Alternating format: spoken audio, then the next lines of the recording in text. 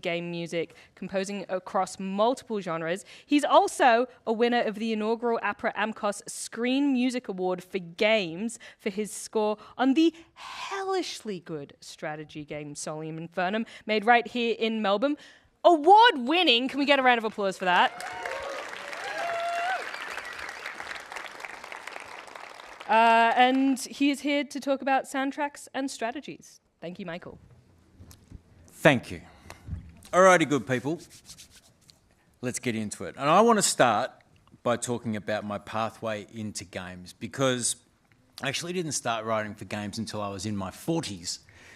So there's a bit of a backstory. Now, I grew up in a house with a lot of music in it. My dad was a church organist and a choir master, still is actually at the age of 89. So there was a lot of music in the house, and most of it was religious. He tried to teach me how to read music and play, but I was a shit student and was more interested in the play rather than the actual work that you needed to do. So I actually taught myself to play piano by using songbooks like Elton John songbooks and the Beatles. Then I learnt saxophone for a while, then I learned drums for a couple of years.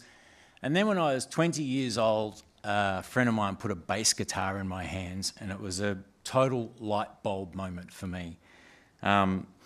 I fell in love. So I bought a bass, and 6 months later I joined a band that went on to become a band called Things of Stone and Wood. Now I reckon, well, wow, I'm surprised. I thought everyone in this room would be way too young to remember this band, but maybe I'm wrong. Anyway, we had a few years in the sun in the 90s. We signed a record deal with Sony Records, which is how it was done back then.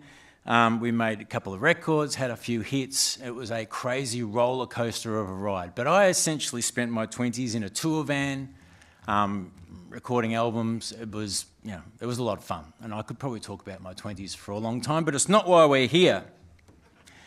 So the band reached the end of its life in around 96, 97, and I needed to find a way of continuing to make a living through music, because God knows I wasn't going to get a real job.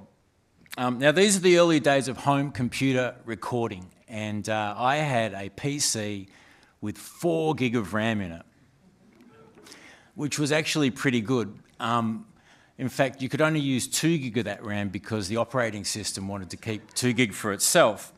So I started writing music for TV ads and radio jingles, and in my spare time I was doing like orchestral mock-ups, because writing music for film was kind of my goal at the time. So after a couple of years of writing some jingles that would probably make you want to punch me in the face, I started moving on to writing for documentaries, and then a few TV series, and then a couple of feature films. Ended up doing about 10 feature films. So by the time I was finally asked to work on a game, I had a lot of experience behind me. Now, I was about 42 when I got my first chance to work on a game, and I'd been writing for, about 10 years for film and TV.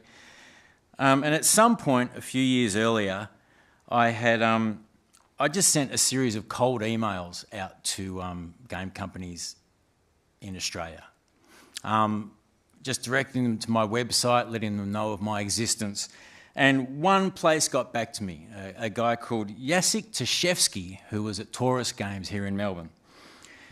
Now, I just kept in touch with him. Every 3 or 4 months, I would send him an email just updating him of what I'd been doing, and we just had a bit of a back and forth about new sample libraries that came out, things like that. He was really lovely. Anyway, he just rang me out of the blue one day and asked me if I'd be interested in writing the music for a game that they were about to do for DreamWorks over in the US. It was the game version of an animated feature called Rise of the Guardians. And they needed the big orchestral kind of thing, but they didn't have the budget for a big orchestra. So from what he'd heard from me, he knew I was good at orchestral mock-ups, wanted to know if I was interested. Obviously, I was very, very interested. Now, Jacek nursed me through the process and showed me the differences between writing for film and writing for games. And it went really well. It went so well, in fact, that it turned into another game and another game and another game with DreamWorks and Taurus. Now, hopefully these work. awesome. So you can see up here some of these games. We've got Rise of the Guardians, How to Train Your Dragon 2, Penguins of Madagascar, The Croods. Now, Jacek and I became very good friends over the years, and we worked on lots of these games together. But he very sadly passed away suddenly last year, and I cannot think of a better way and better opportunity to acknowledge him than in this community. I reckon some of you would have known Jacek, but not only was he a very dear friend, but he gave me my opportunity to work in games, and without him, there is no way I would be here. He was a great friend and a beautiful man, and he's greatly missed. Anyway, he was also a founding member of League of Geeks, and so he brought me in on their first game called Armello, which you'll see there smack bang in the middle. And that's where my long relationship with League of Geeks started. Now, one game led to another. It's essentially kind of how it happened. You know, like I'd meet someone at a party, a League of Geeks party. I'd met the developer for The Forgotten City. And about a week or two later, he contacted me and asked me to work on that. That's just kind of the way things went. And I feel extremely lucky that I kept getting asked to write music for games because it is the greatest job on earth, as far as I'm concerned. Now, pretty much I only work on games, which suits me just fine. But looking at all these titles, you can see I've worked on games in a very wide variety of styles. And I just thought I should talk for a little bit about what I do when I have to write in a style that I am very uncomfortable with, that I have no idea what I'm doing and I become consumed with imposter syndrome. You're all going to get faced with this at some point if you haven't already. Now, I've got these two different methods that I use. First of all, you've got to find your way in to this particular style, and you do that by focusing on what you understand instead of being overwhelmed by what you don't understand. So when I need to write in a style that I don't know much about, and if you miss on that style, you fail, I have these two different methods. So for strategy number one, I'm going to use the ill-fated but awesome Jump Light Odyssey. Now, I could probably do an entire talk on this game because the whole thing was terrifying. But anyway, because it was 1970s Japanese anime was the vibe, and I don't know if you know anything about it. I sure as hell didn't. But anyway, I was asked to write some elevator music. Now, there was a function in the game where you would press pause. The developers thought it was a cool idea to have elevator music, to just sort of snap you out of the game, which is good. But, you know, elevator music is heavily stylised. There is no fudging it. You know when you are listening to elevator music. Now, any music that's heavily stylised will have a specific set of instruments that are being used. So that is the no-brainer. Use them. But you've got to find your way in. And my way into elevator music, because I consider the quintessential elevator track to be The Girl from Ipanema, so I learnt that on guitar. I can play a bit of guitar, so that was my way in. So I learned it on guitar, and if you know anything about guitar, you'll know that those chords, the shapes, that you can actually be used all over the neck. I also knew I needed a bossa nova beat, so I set up a bossa nova beat and I used those chords and I started fooling around with tunes. And I knew that the tune needed to be frivolous and playful and whimsical.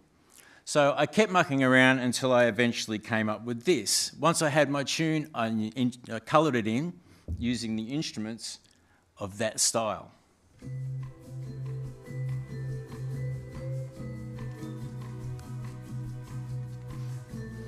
Should hand out drinks with little umbrellas or something.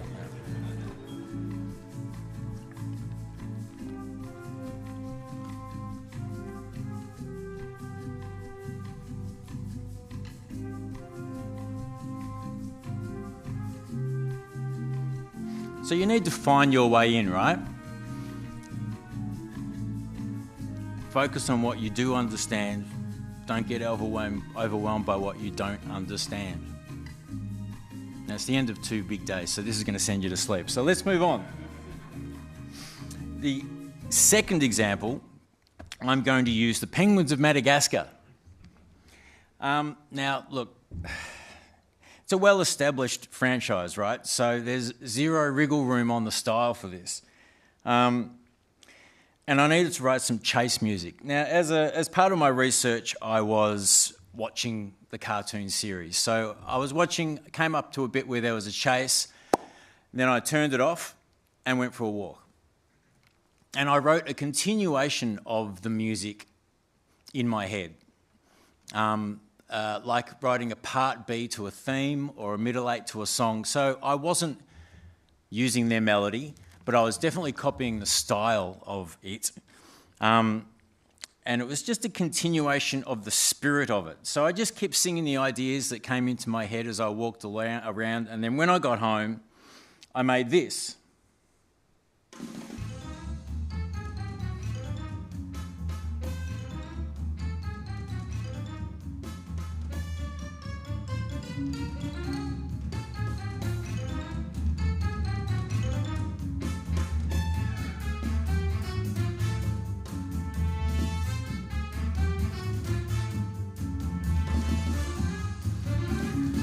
I would never have been able to come up with this on a piano. All right, that's enough of you.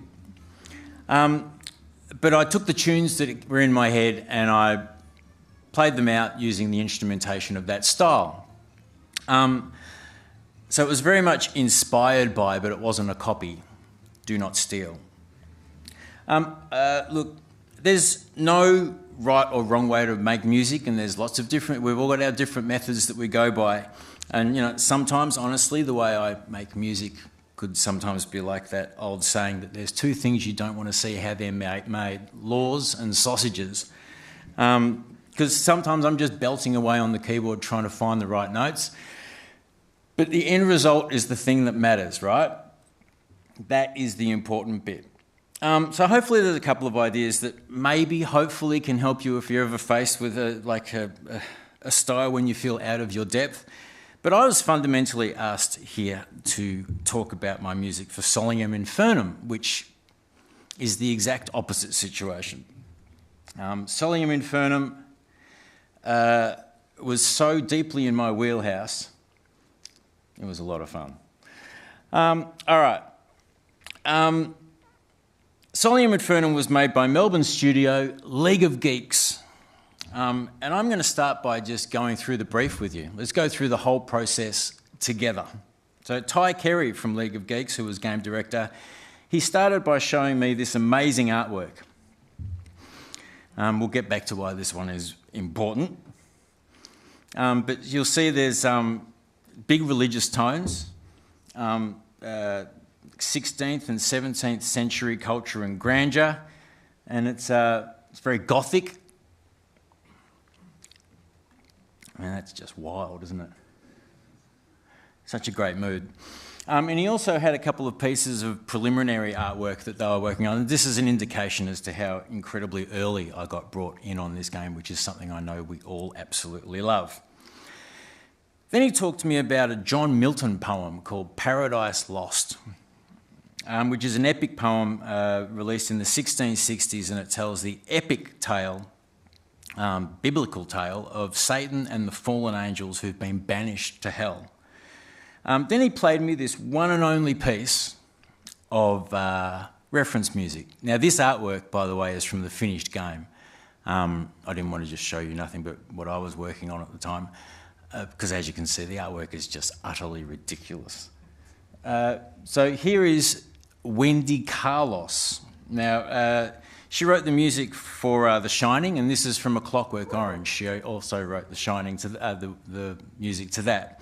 And she was actually famous for using the Moog synthesizer, and she had released in the 70s a series of albums of her playing Bach on the Moog. Anyway, this is what he played me.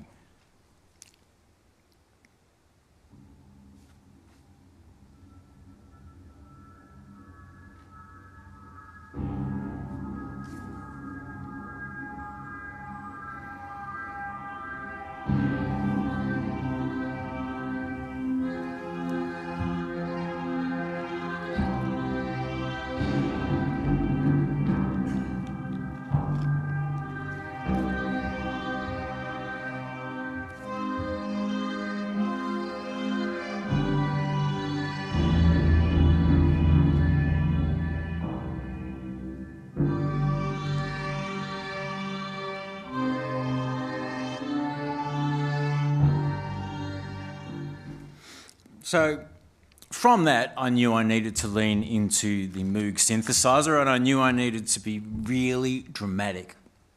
Now, Ty said he didn't want the music to be discordant or unpleasant to listen to.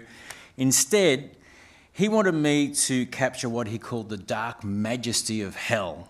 He wanted it to have a dark beauty. He wanted it to feel cavernous. He wanted the players to be able to taste burnt ash in their mouths. And he wanted to feel the heartfelt anguish of the fallen angel. It's such a cool brief. Like, seriously, it's such a cool brief. It was a political strategy game. So the bulk of the music is music to strategize to, which he didn't want something really discordant or unpleasant. So I knew the tone of the game was this 17th century grandeur and majesty. So what came to my mind was Johann Sebastian Bach, because of the Wendy Carlos link, and also because of my dad and the amount of Bach I had to listen to as a kid. And Mozart's Requiem, which, if you don't know it, it's just a magnificent feast of choir and orchestra. And I actually used to play chess a lot, listening to Mozart's Requiem. So for me, it is music to strategize to.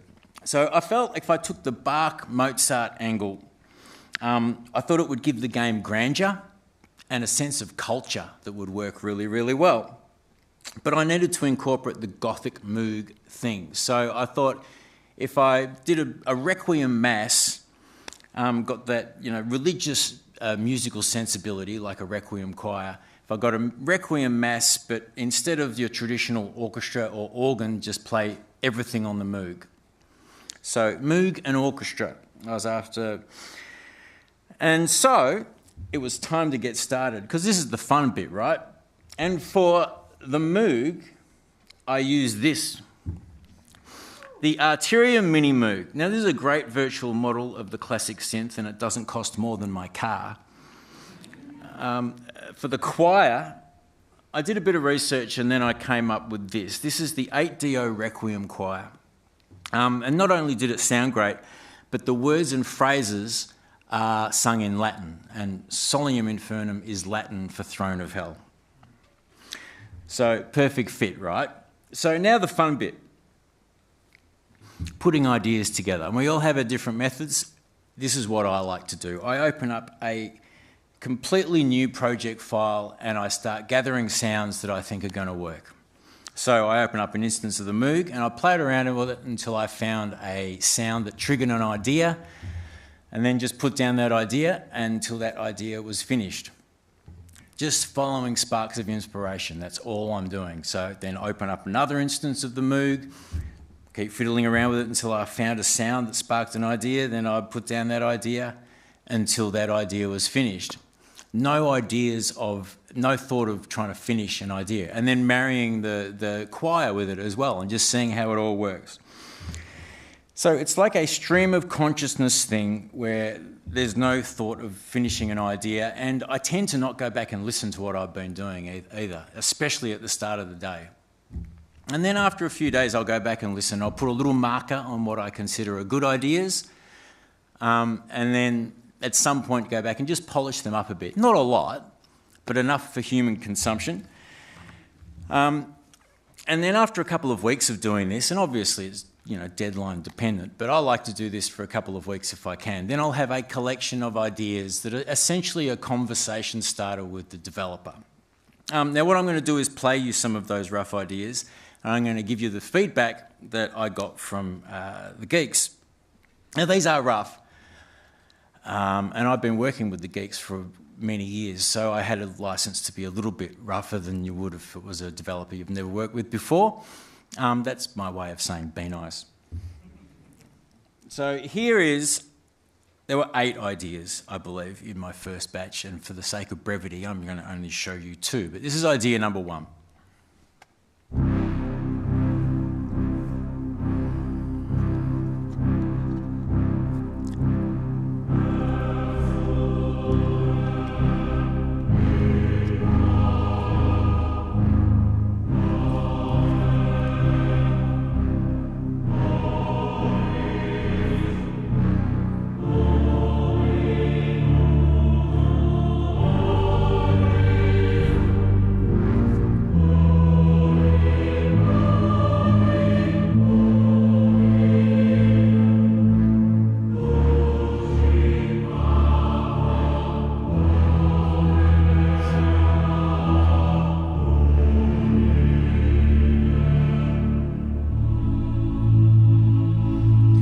Now the choir's really rough because I wasn't really spending vast amounts of time finessing it, and I've got to tell you, it took a lot of finessing. But as I said, as a starting point. But Ty liked the choir. He thought it sounded really good. But his feedback was, if it's in hell, the choir should feel strange and hellish. This is the second piece. I'm going to play you. Let's see how this goes.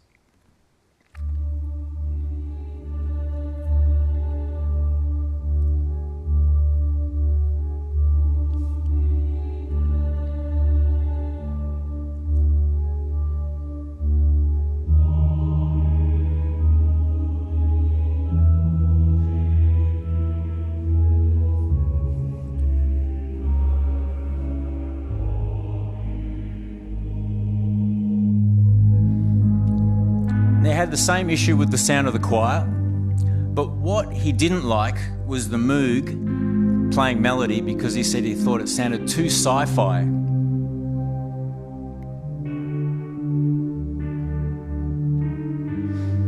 All right, but you know, he really liked it as a starting point. So I needed to find a way to create to make the choir sound more hellish and stranger. And I also needed to come up with a new way of presenting melody that wasn't the Moog, because if it was just choir and that was the only thing, it was going to get pretty boring. So you remember this piece, this piece of artwork from the start. Now, Satan is playing a violin. As you all know, the piano accordion is actually the instrument of the devil. But this is the 17th century. It hadn't been invented yet. So, like a very good collaborator, I took on my feedback. And for this second batch of ideas, I started adding solo violin, viola, and cello. And for this, I used the LA scoring strings, which is, it's a pretty old VST. I reckon I bought mine in 2012. But it's a good one. Strings are a little clunky and slightly out of tune, but I kind of like that. It adds a bit of humanity to it. The other great thing about this library is it's divided up into divisi, and you also get solo first chair players. So that's what I was leaning into. As I said, I also needed to make the choir sound otherworldly while retaining its character. And I tried a few things, but I wanted to retain the beauty of the sound, and nothing was kind of doing it until I found this. I'm sure you agree, this is a fantastic effect, and it's free.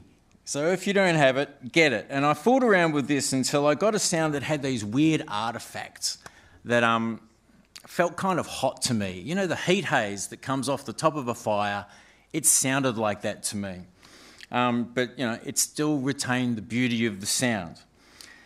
Perfect. So I kept working away, and this is what the Supermassive did to the choir, and I also put some strings into this one.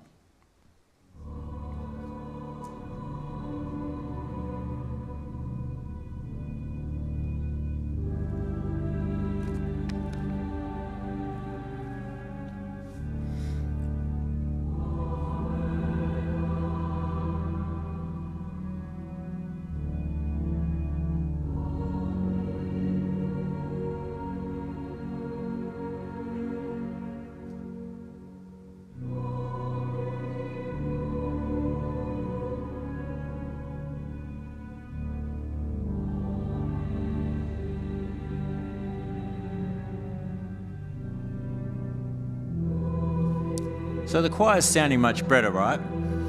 I did need to refine it just a tad, but it was getting there. And you can hear the strings in there too now, right?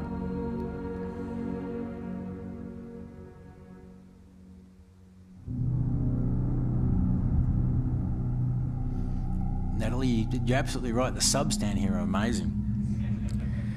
So once I made that, I felt like I was on the right track. So I remembered from the brief that I needed to capture the heartfelt anguish of the fallen angel.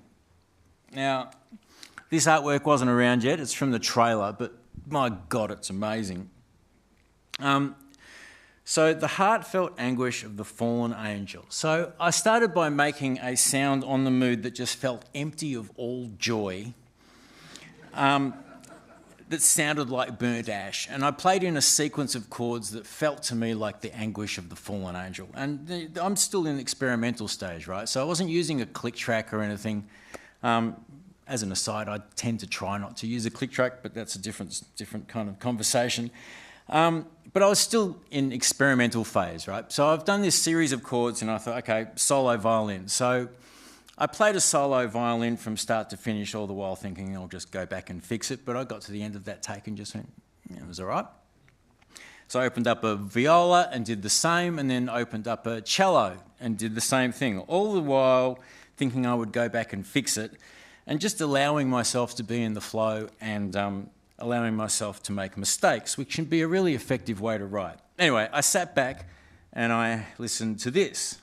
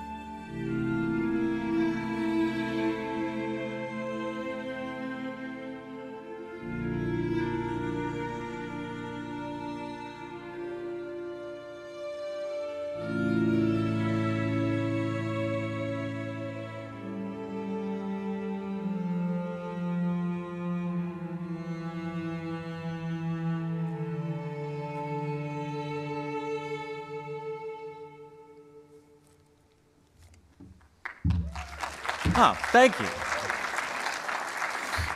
I got a little excited too, I've got to be honest. But it was messy and had all these flaws all over the place, but I loved the mood despite how messy it was. I was so excited, in fact, that I broke one of my golden rules and I sent it off on the day that I made it, along with some other ideas, because I needed to know if I was allowed to fall in love with it. As I said, it's really messy, and normally I would go back and tighten it up because there's imperfections all over the place. But it really added to its character for me. It had a mood, and I didn't want to mess with it. And that piece ended up going into the game unchanged. I just wrote a little piece at the start and another piece to add it on to the end. But what you just heard, it just didn't change at all. And because I thought there was beauty in the imperfections.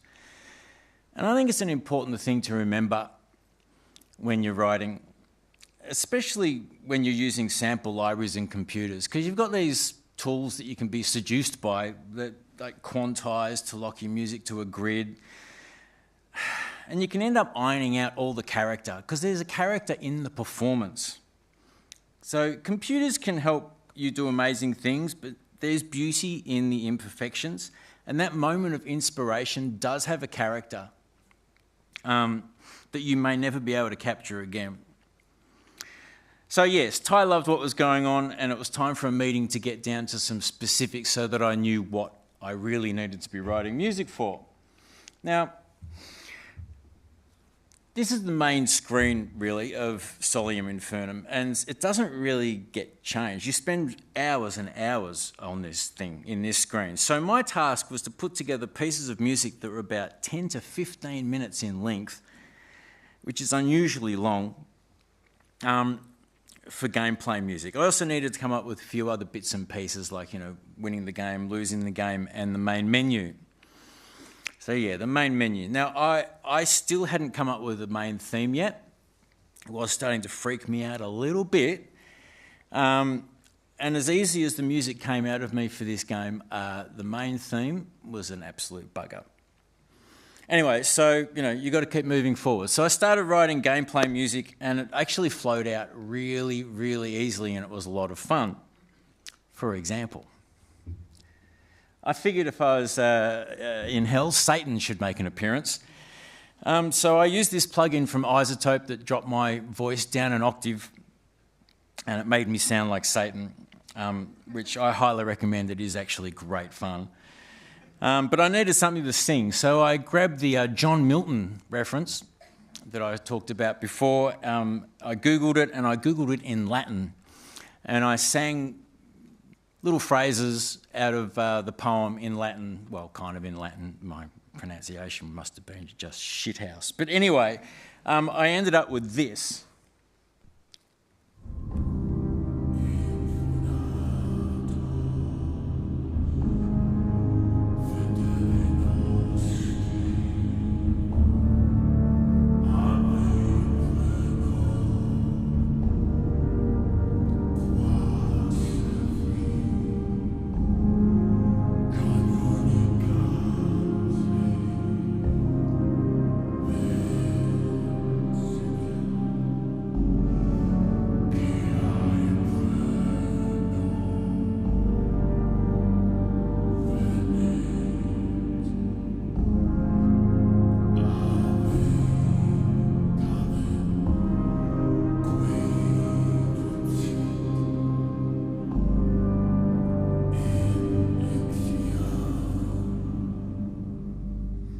Really fun doing that. So after a few months, and I'd written almost all of the gameplay music, but I still had no main theme yet, until one morning I woke up and I was just lying in bed. I didn't have any obligations, so I was just lying there, and I started thinking about a main theme for the bazillionth time. And this tune came into my head, and it sounded pretty good in there, so I jumped up and I made this.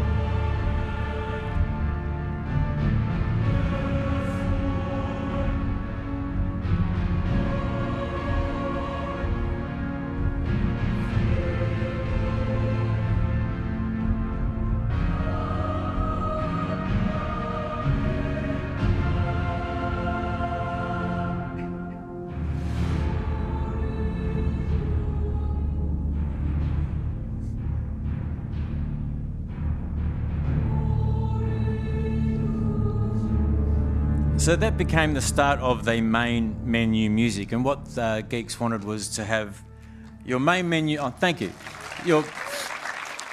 Thank God it finally came to me, right?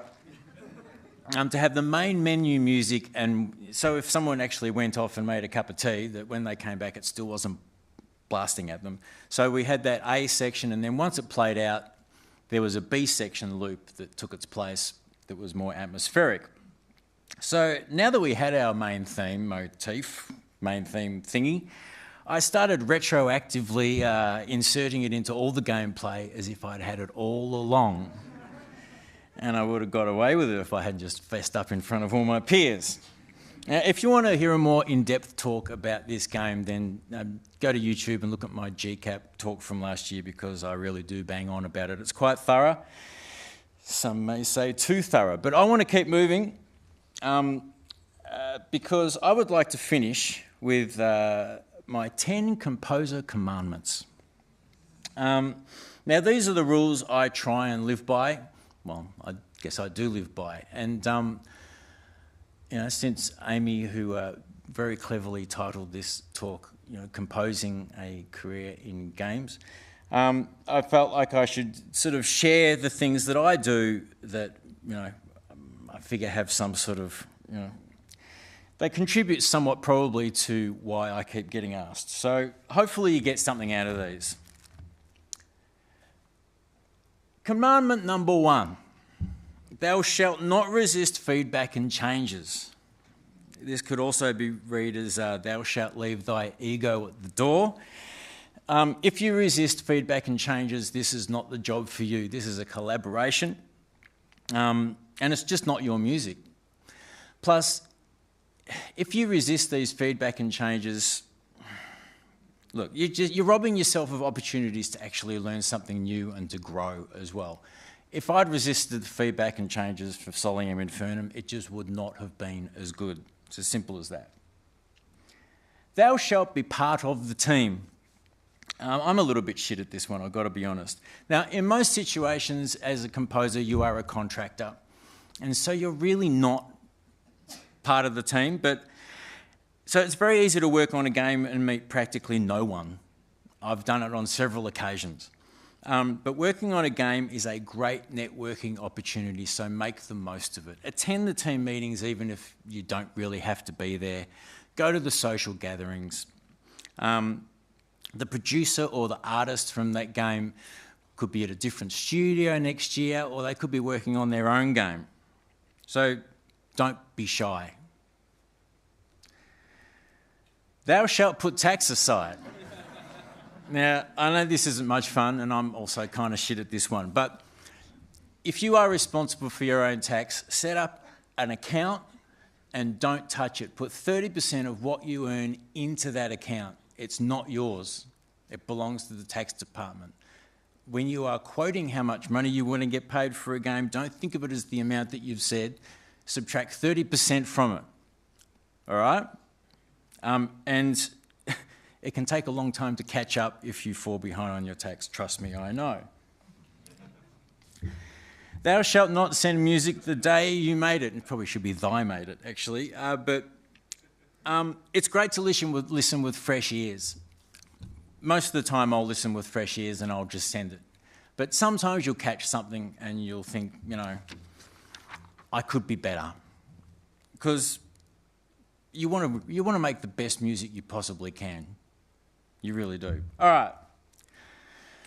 Thou shalt not undervalue thyself. I really stewed on this one.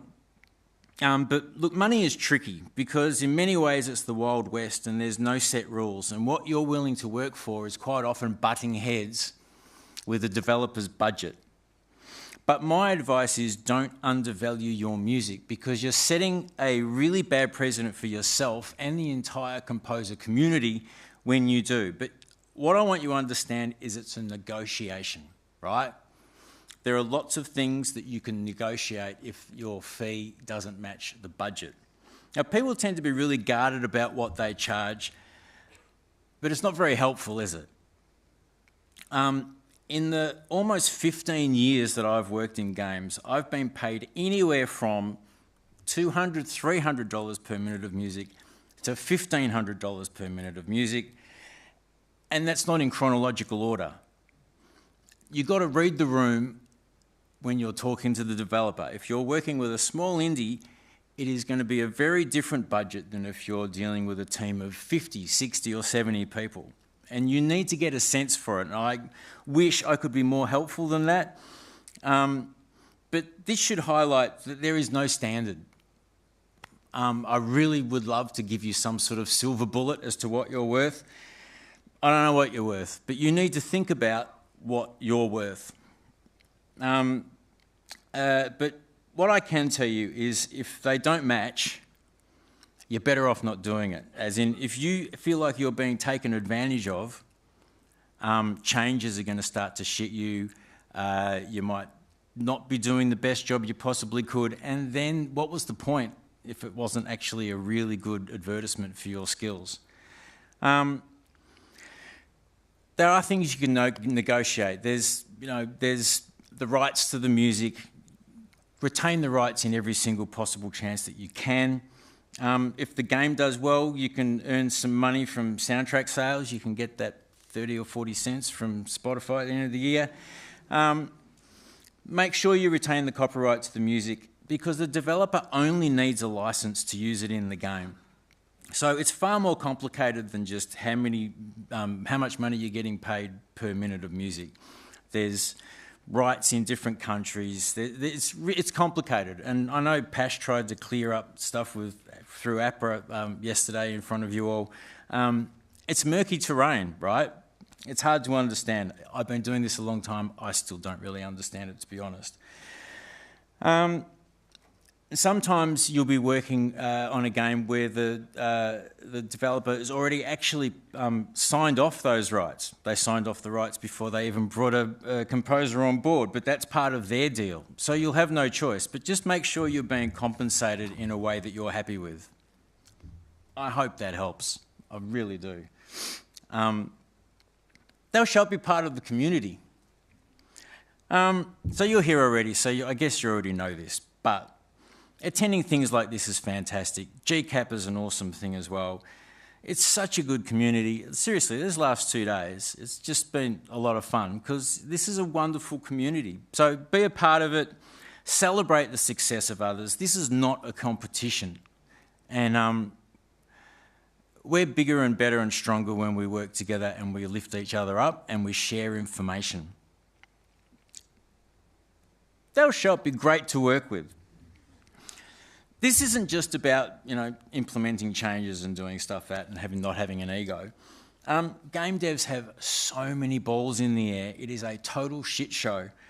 And it's very stressful. So don't add to their stress. Deliver the music on time. Be compliant with the changes that they're asking for. Understand that they need to make changes to the game along the way. And as an aside, try not to get too far ahead of production because stuff changes. We can write the music much faster than they can make the game, and sometimes it's tempting to get a long way ahead, but I recommend just staying at the same pace that they are, the developer is. And if you have a question, don't necessarily ask the game director every question you've got. If that's something that that game director is going to have to ask someone else, find the right person and ask them. It's also a great opportunity to meet another person in the team. Thou shalt not steal. As far as commandments go, this is an oldie but a goodie. If you know you're flying too close to the sun, just don't do it. And if you're being asked to fly too close to the sun, which admittedly is outrageously rare in game audio, ask the developer to sign a piece of paper saying that they take full responsibility and watch them back right off. Thou shalt never stop learning. Look, we all have our strengths and our deficiencies, and I urge you to work on your deficiencies because when you get your opportunity to work on a game, you want to be as ready as possible. And if you're starting out, it can take a long time to get your first opportunity, and I urge you, don't waste that time. Even if you've been doing it for a while, you want to be as prepared as possible for the next job. What if you may well be a really good pianist, but you don't know much about synths, and the first job you get is 80s synthwave? If you're relying purely on presets, you are hobbling yourself. And the same with getting a good sound. If you're just relying on presets to get a good sound, once again, you're putting yourself behind the 8 ball. And if you're someone who you can create a great 30 seconds of music, but you just find it really hard to develop things. Learn how to modulate. Learn the circle of fifths and how these things relate to each other. The different chords in a scale, just like transition chords. Play along to John Williams' music and have a look at how he modulates. He's a total bloody ninja at it. Okay, our final commandment. Thou shalt remember how lucky thou art. Now, I don't want to get too heavy on you, but here's a little dose of perspective. Of all the billions of people that have ever existed, you are so lucky to be living here in this time and in this place, and in ways that we really do kind of take for granted, especially in this country. We live without fear of bombs dropping on our heads.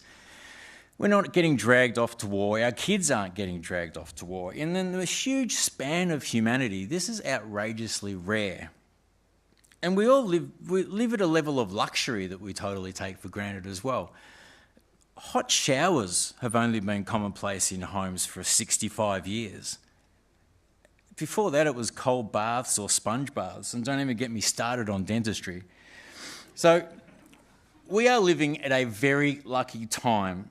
And we're the first couple of generations to be able to make music for games. You note that I'm putting myself in a different generation to you. I hope you note it. And it is the greatest occupation on earth. It's like, it is so fulfilling.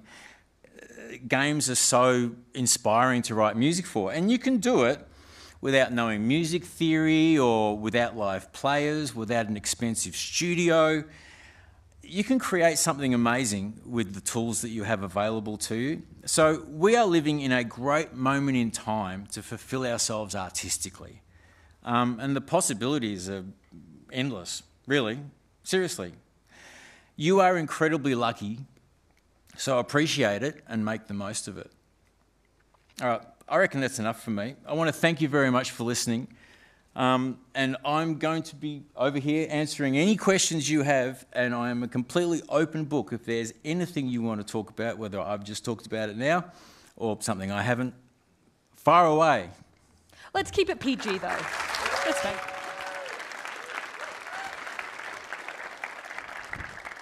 My goodness. Thank you, Michael. It really is an... look, I don't want to say this in some ways because I feel like, one, it's calling you old, which feels rude, and two, it feels like I don't want it to come across as not being extremely genuine, because it is, but it is an honor to have someone come and speak to us who can share so much experience and knowledge and heart, not just from a career perspective, a composer perspective, music perspective, but also life experience. And I think that that's something that we need more of in the games industry. We talk a lot about it being a young industry, and it is. And I think sometimes it can be difficult to sort of, again, sorry to say this, find our elders in a way.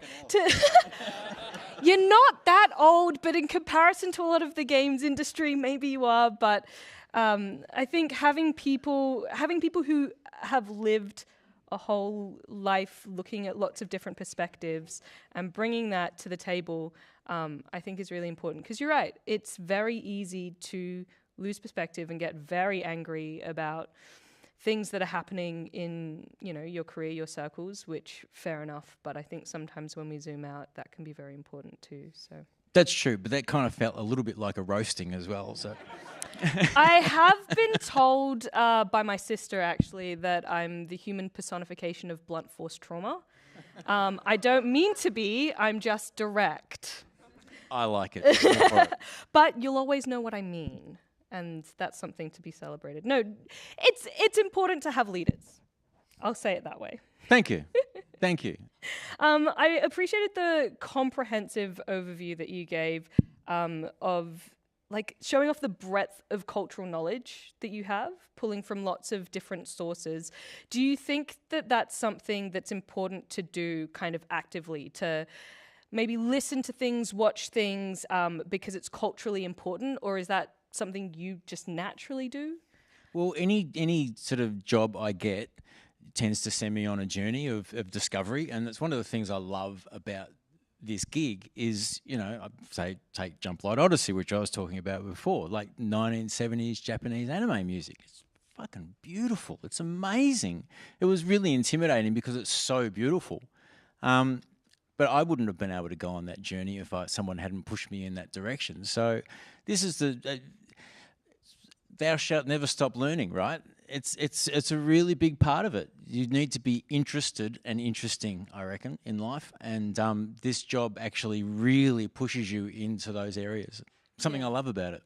I think that's also a great way to come at it, because sometimes people can very much feel like they just want to stay in their niche. They really are being driven by passion in a beautiful way that I think sometimes can shut us off from exploring and allowing those doors to be opened. Do you have any tips? Did you ever experience that early in your career? Do you have any tips from breaking out of that? As far as a niche thing goes, I mean, it's great to be a specialist at something, but in the games industry, you're actually restricting your employability by only having, if you're a one or two trick pony, there's only a couple of different kind of styles of games you can work on. I think the wider your net of what you can write in, the more employable you are. So I think there's value in it. So which is what I'm talking about. If you actually have some downtime, jump into something that you may possibly or may never get asked to write in, but it's valuable. It's valuable to learn it because it may not be relevant to the next thing you do, but it's just expanding your life and your world. And when you said, it's not your music, I think that is a very hard pill for people to swallow sometimes, because you're coming at it with passion, you want your stamp on it, your name on it. How do you leave your ego at the door when it is attached to you? It doesn't mean that you can't love what you're doing, and it doesn't mean that you can't inject passion into it. You just need to inject their changes into it.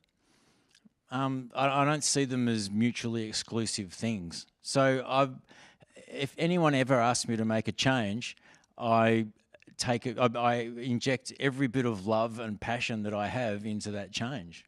I want to rephrase what I said at the beginning when I was complimenting you in like a really mean way, and to change that you to look say, great for someone so old. No, I think what I want to say is you bring an incredibly broad and grounded perspective that can be very difficult to come across. I'm also like you. I'm kind of blunt as well.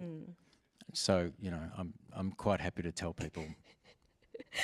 I think it's needed. But where do you draw the line where, say, you're being told to make changes and you feel like those changes are turning your work into something you're no longer proud of? Do you walk away from the project? Do you push back? I just don't think of it like that. Yeah? I just don't. As I said, it's not my music. I don't think of it as they're ruining my art. I think of it as I'm getting closer to their vision. You sound really great to work with, quite honestly. Someone has asked, how long does it take to get an idea to a mock-up? How long does it take to get an idea to a mock-up that you feel comfortable sending off for feedback? An idea, maybe like 15 minutes. Okay. 30 minutes. So we're learning Michael's better than all of us. That's sorry. It's true. I'm quick. Do you think that comes from experience, or was Oh, that sure, something that, absolutely. Yeah? Yeah, but it doesn't, as I said, it took me months to come up with the main theme for Solium Infernum. It's just, and this is why I think, this is why I think a per minute delivered model works really well for a composer. It's because I could come up with something in an hour, or it could take me a week. I shouldn't be punished for coming up with it in an hour. And the client shouldn't be punished for me coming up with it in a week. Yeah. So it's what is that piece of music worth? It's not how long did it take. I also really liked how you talked about in your process for coming up with that piece for the penguins chase scene, which, by the way, do you ever put that on when you're doing chores? Because I feel like that would really, get you going. I like how you talked about sort of bringing yourself to the moment that you needed to work from, and then creating mental space, going for a walk. Yeah, I find going for a walk extremely helpful, and driving as well. Yeah. I tend to solve some musical puzzles. Is that a very intentional tool that you use, that sort of, bring yourself to the emotional moment and then create mental space? Or was it just a bit serendipitous and it worked out, but you generally like walking and driving? Yeah, a bit of both, really. It's like years of experience have taught me that that's a really good way for me to like nut something out. Yeah. And sometimes you can just spend hours sitting at the keyboard and then press delete. It honestly feels like a hack to me. I guess so, but it's a hack that works for me. It wouldn't Yeah. necessarily work for everyone else. But a lot of there are two different ways I write music, which is what I kind of highlighted, which is one with an instrument in my hand and the other is in my head. And I find both equally effective, but they, solve different problems. Yeah. What do you do if, say, you're trying to write a song in 15 minutes and it's not coming? What do you do to overcome mental blocks or feeling stuck, not being able to write? What does that laugh mean? Well, I guess the laugh is because you kind of go, well, are you saying I've got a deadline in 15 minutes and it needs to be done? Let's say you've got a deadline in 2 weeks, but you've been working on it for 3 months and nothing's... All right. Well, for starters, I am not a procrastinator. I am the sort of composer that just gets... As soon as I've got the job, I just jump straight onto it and I want to get it done for a couple of reasons. One is in case it takes a long time. And the other is in case the phone rings and another job comes in. and I want to have the time to do that as well. Which is why one of the things I was talking about is don't get too far ahead of production. That's something I have to kind of implement upon myself, because if you get too far ahead, you can get caught out because you've written music for a thing that now doesn't exist anymore. This is a wonderful and very enlightening talk, because I feel like every sentence you say gives another small insight into just what it's like to be good to work with as a very holistic thing. Because the fact that you said, like, you get on it straight away, because what if something else comes in? What if it does take a long time? I know that I can sometimes be very guilty of procrastination, and of only thinking, maybe it's like a time blindness thing of only having it in my awareness when it's there, but putting that perspective on it, saying, well, what if another job comes in? That's good career I'm not a stuff. time-rich human being. And so I've got a family, I've got kids, and and plus, in fact, this is an important thing to talk about here. Do you mind if I hijack for Please. a sec? Because this is not the only way I earn a living. I've for the whole period where I was doing film and TV and stuff, I was doing covers gigs. I was sitting in the corner of a pub singing "Never Tear Us Apart" to supplement the income, because this sort of income is inconsistent and bills are not. So even now, I do some care work a couple of days a week, just in the mornings, which feels great and it's awesome. But I guess my point is, I'm at the point in a career where you actually get asked to do the closing keynote, but it's not my sole source of income. And I don't say that to try and piss everybody off and make you feel glum, but it's hard. Yeah, no, I totally get it. But it's actually, there was a study done. Dan Golding was in charge of a study a couple of years ago about, the industry, the game composing industry, and 5% of Australian game composers said that it was their sole source of income. And I would argue, in fact, I would very much like to know how many percent of that 5% are independently wealthy. Hands up if you want to be a game composer. How many games do you think you're getting made? It's hard. It's really, really hard. So I know I'm supposed to send you off all very positive and getting out there, but my point is, I have a part-time job. Don't feel bad if you have some other way of earning money than this, because being able to write music for games is awesome and it's a thrill. But if you're actually relying on it to feed a family, you might be in a bit of strife. But I think that in a way is great advice and is a positive note, because I think, a lot of people can feel bad about themselves if their career doesn't look how they think it's supposed to look. Totally, absolutely. This is exactly what I'm saying. Yeah. I think it'd be really easy for me to try and create the illusion, but it's just not the reality. And I guess that also raises the question, what drives you to create music for games? Is it solely income? And money? No, God, no. I mean, if you're into this for money, you're screwed, really. No, it's because I love making music and I love being paid to make music. If I didn't have a job on, it probably takes me a couple of months, but I'll eventually just do something myself. Because I love making music, as I reckon most people in this room do. It's the love affair of my life. It's probably your love affair of your life too. It's, I've loved it for as far as I can remember. And I really, see how valuable that perspective is. We often talk about it's really great to have a multitude of interests, the way that can teach you different things, you can pull those skills over, but I think that your story is a very clear representation of what that actually looks like and how that can actually enrich your work and give you an incredible career and a very full life. I think sometimes we can doggedly chase what we imagine things should be to the detriment of a full life, enjoying the whole thing. I think if we focused on, I need to be a big shot games composer that has these kinds of titles, does this many releases, as you said, it's really hard. And it is, and it doesn't mean you shouldn't aspire to that. It doesn't mean you shouldn't dream to do it. But if it's the only thing that'll make you happy. Yeah, look, it's certainly, life is about much more than that. And it's like, doing care work, which is what I do a couple of mornings a week, there's a huge. It just feels awesome, and composing music is actually quite a selfish thing. So it's nice to do something that isn't selfish. You hinted at the creative and critical zones of composing. How do you keep them separate, particularly refraining from being critical when creating? Did I? Tim, did he? Did he? I don't understand the question. Can you go again? You hinted at the creative and critical zones of composing. How do you keep them separate, particularly refraining from being critical when creating? Oh, I still don't understand that. I don't either, to be honest, but it has 14 upvotes. So Right.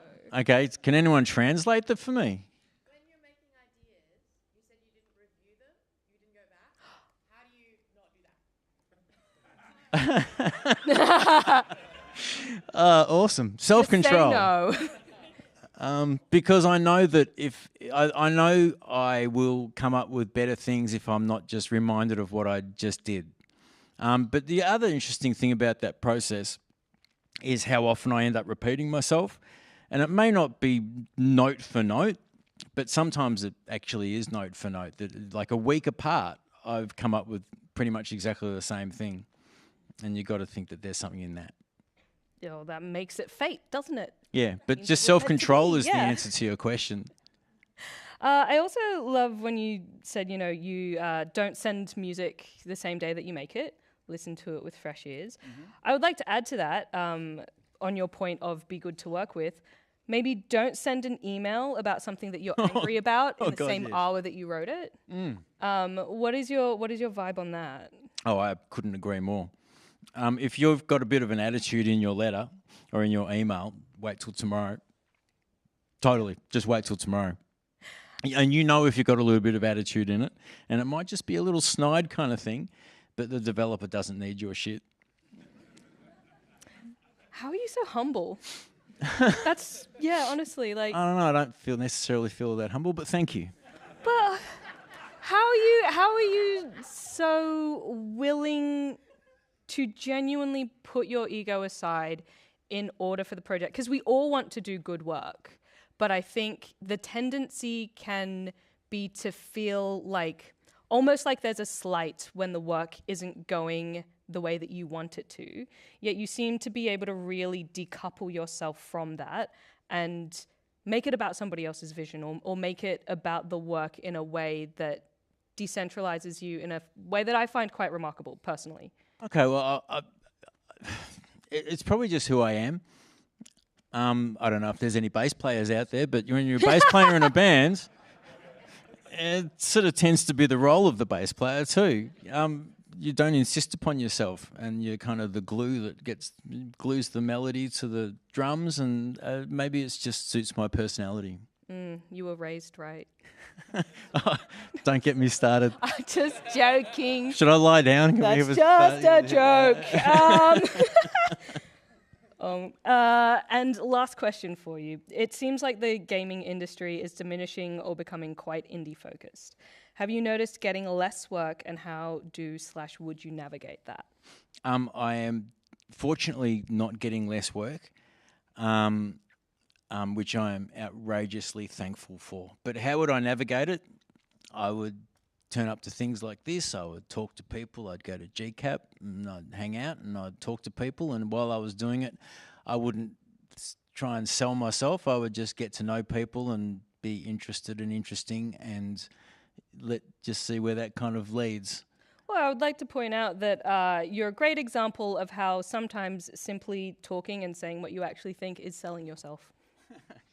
Masterclass in that. Thank you so much, Alan. Thank you. You can head off stage if you'd like, and I'll close